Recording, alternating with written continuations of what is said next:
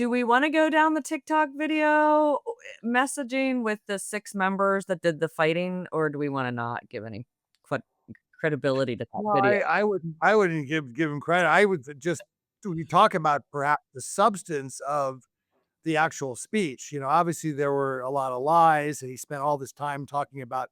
And again, the whole thing to me is so disingenuous because he's talking about $8 million for this through USAID, $20 million for this. Forget the fact that it's all about soft power, which is the most important power that we have.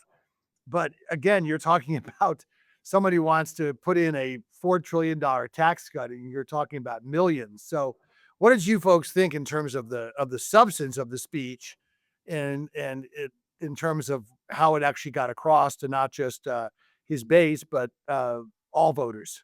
I think I think the one thing that we all have to remember is that most Americans who tuned into this address, this is the one time a year they might actually tune into a political speech of any kind. That the last time they watched the news was on election night. And so while you and I might know the substance behind the rhetoric, and at times the lack of truthfulness or accuracy behind the numbers that are thrown out there, the average person who just tuned it on has no idea whether it's true or not. They're just there kind of watching it because it's a major news event. It's one of the only major news events that's simulcast on every station, broadcasting cable. That happens once or twice a year, maybe. And so I think if you're just the average person watching, like what you took away from that was okay, like a Donald Trump is his mental acuity is there. And why that's important is because you contrast the delivery of that to his predecessor, it's very different. The energy in the room from his supporters is tangible. They are enthusiastic. They are in lockstep. They are on the same page. And when you hear things like, "Hey, border crossings are down at the highest level since down the lowest level," I mean, since 2000.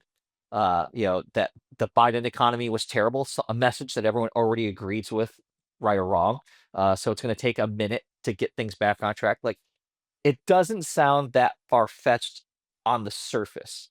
It's the Democrats' job, in my opinion, to to to get beneath that surface so that the full truth and context can be exposed. But again, if you're just the average person who tunes in once a year, you probably came away nodding your head a lot more than you would think. Yeah, I What's agree. He did do yeah. exactly. He gave a PR speech, which is what he needed to do. One thing I'm surprised about that if I were the Democrats after that speech, the only thing I would be saying is, why are my groceries still expensive? He did all of this stuff, whether he talked about Ukraine, whether he talked about tariffs. I don't Cool. know if people understand the ins and outs of tariffs, like Kurt said. And second of all, Kurt, I would say that people probably only tuned in for maybe the first half hour. I mean, I don't I know didn't how watch long. for 2 hours. I guarantee you Yeah. that. And so It's only 100 minutes. it's true. But I just think that it's the economy is really the issue that I feel, and we talked about this before, that the Democrats should be talking about because he's gonna win on the messaging otherwise. And if you're sitting in Iowa and you hear that $20 million, which is a lot of money to you, and no matter because people aren't talking billions and trillions like we hear all the time, that $20 million was given to something in, I don't know, wherever, Lesotho. somewhere in Africa. Yeah, Lesotho, South Africa, and they're not, and you're trying to figure out how to buy your groceries at home. They're gonna be happy he did that. Yeah. I've always thought, politically speaking, the most powerful messaging is always not, "Oh, the United spends hundreds of billions of dollars here." That's such an unquantifiable number that people can't wrap their arms around. But if you're like, last year, $1.5 million of your tax dollars went to this country you've never heard of, that lands with people because that's a number they can wrap their arms around, and that is a way that you can connect with them, that drives much home. Like, yeah, that doesn't sound right. Why did $1.5 billion go there? I don't understand that. I don't like that. I'm glad that they're cutting that. I'm glad that Elon Musk is doing what they're doing. Um, Time and again, Democrats keep getting put on the opposite side of the debate about government. Most people don't like government. Most people don't like bureaucracy. And if you are the side that's defending bureaucracy, you're not going to win. No, that's just that's the exact point I was gonna make, Kurt, is that Trump is very good at getting Democrats into defending government when you think about it, because most people don't like government unless it's their government. And again, the IRS is a classic example. I think it is monumentally stupid to get rid of 40,000 employees.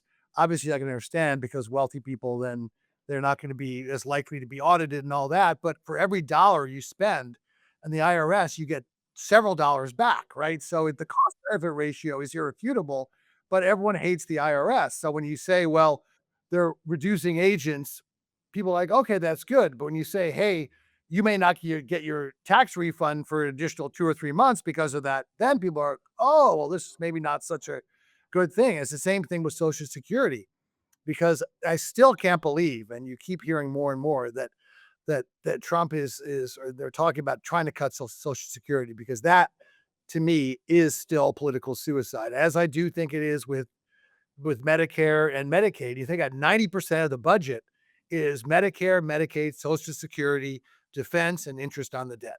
So they have increased defense, right? And interest on the debt. You can't negotiate that. So what are you going to do? You're going to cut the program. And other than that, it's food stamps and TSA. It's Yeah. negligible.